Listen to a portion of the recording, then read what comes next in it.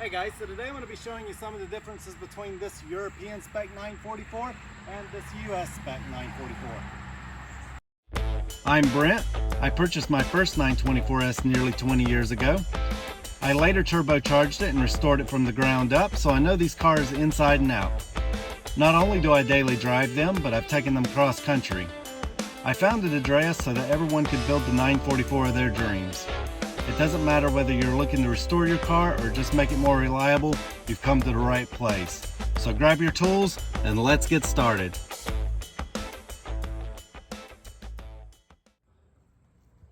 Alright guys, before I get into the video, I thought that I would just preface it by saying that I'm well aware that internally Porsche referred to all cars that were not sold in the US market as rest of the world or ROW cars. However, that doesn't mean that they were all the same. So depending on the market that they were sold in, they could have different lighting configurations, they could have standard emissions equipment, and in the case of the Japanese market, they could have lower compression pistons.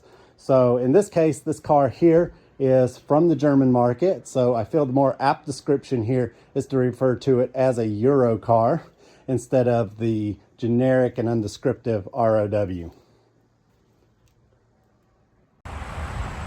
So on the outside, one of the first things you may notice is that on the European model, you have a turn signal indicator there on the fender. Coming around front, you also have driving lights in the bumper. These act as parking lights and flashers, and they come on anytime that the high beams are on. You'll also notice that these are just turn signals here. They do not have park lights in them, and it's also flush with the bumper, something that you don't have on the US spec cars. I'll go over all the lighting here in a moment, but you'll also notice that there are no side markers on the valance or in the rear.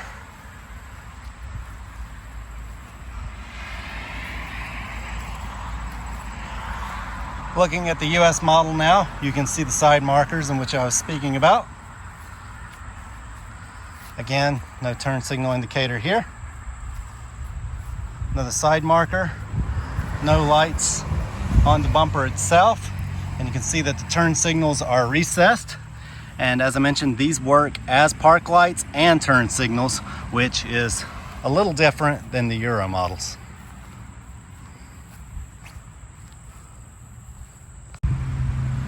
With the lights on, you can see the differences. This corner light is just a turn signal, while the parking light is right there in the bumper.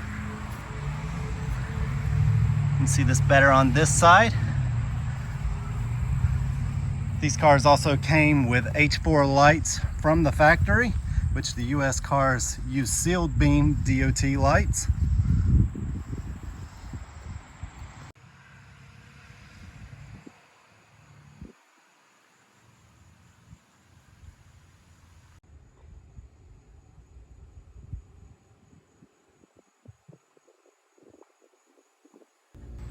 On the Euro car, if you pull back on the stalk with the headlights off, you can actually flash the lights. These are the parking lights, turn signals and flashers.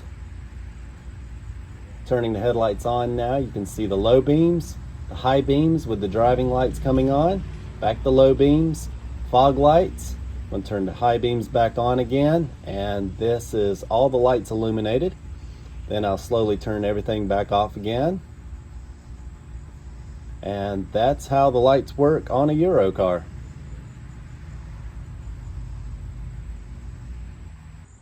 And moving on to the US cars, we have the park lights, turn signals and flashers,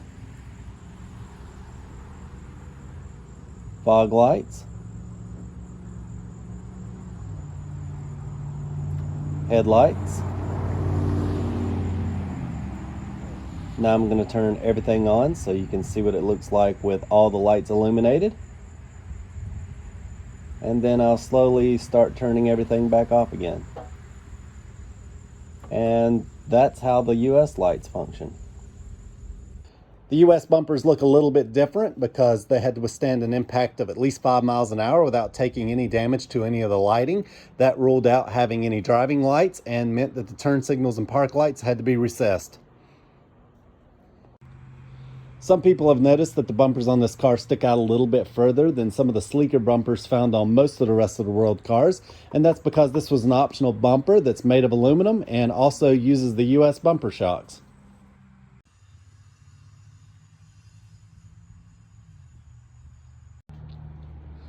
Most of the sleeker bumpers that you find on rest of the world cars are made of fiberglass, which are mounted directly to the car, so they don't hold up to impacts very well. So next we're going to be taking a look at the rear lights. This is on the Euro model. You can see that the park light here is in the center. Next we have the brake light, which is on the outside. Then we have a fog light, which is only on the driver's side. Reverse light, and of course the turn signal. And finally, here's them all lit up.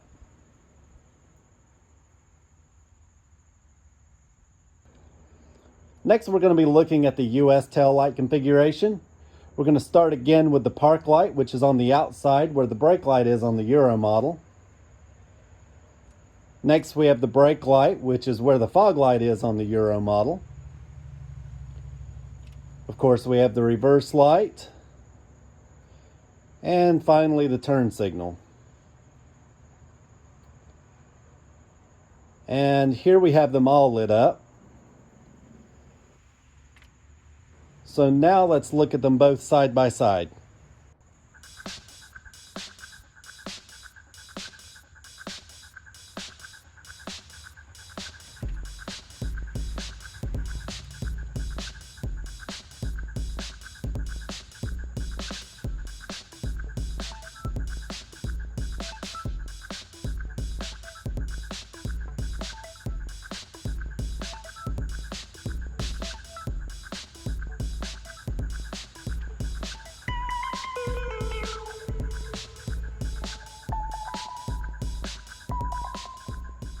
As you can see, this car isn't equipped with air conditioning since it was optional on rest of the world cars.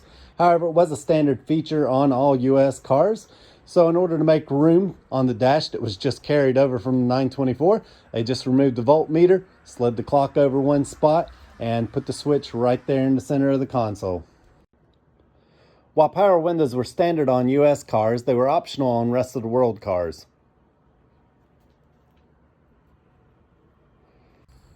And if you look down inside the fuel filler net, you can see that there isn't a safety flap like there is on the US cars.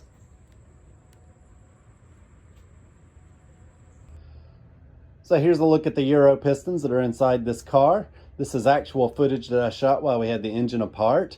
As you can see, they're mostly flat top with just valve reliefs and one small divot.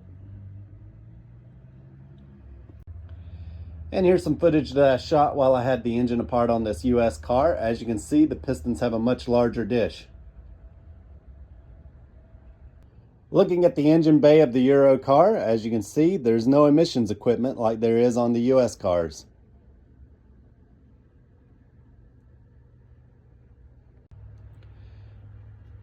There's also only a resonator instead of having a catalytic converter.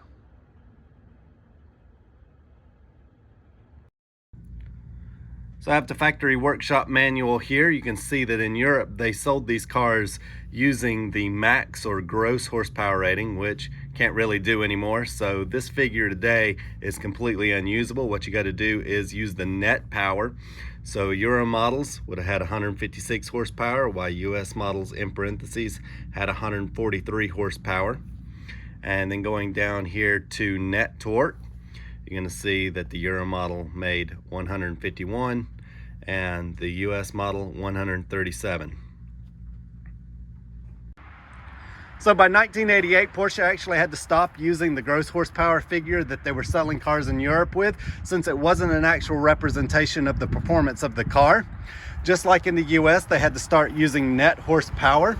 And so in 1988, which this car is here, they made some tweaks to the engine management, and despite having slightly lower compression, all cars now made 2 more horsepower and 3 more foot-pounds of torque than the old Euro models.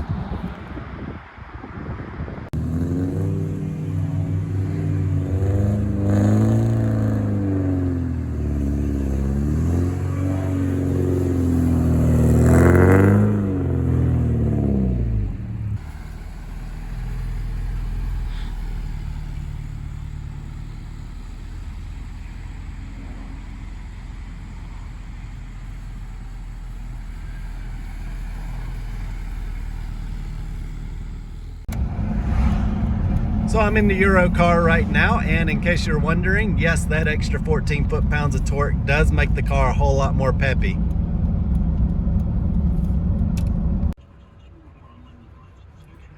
That's not to say that the US version isn't still a lot of fun though.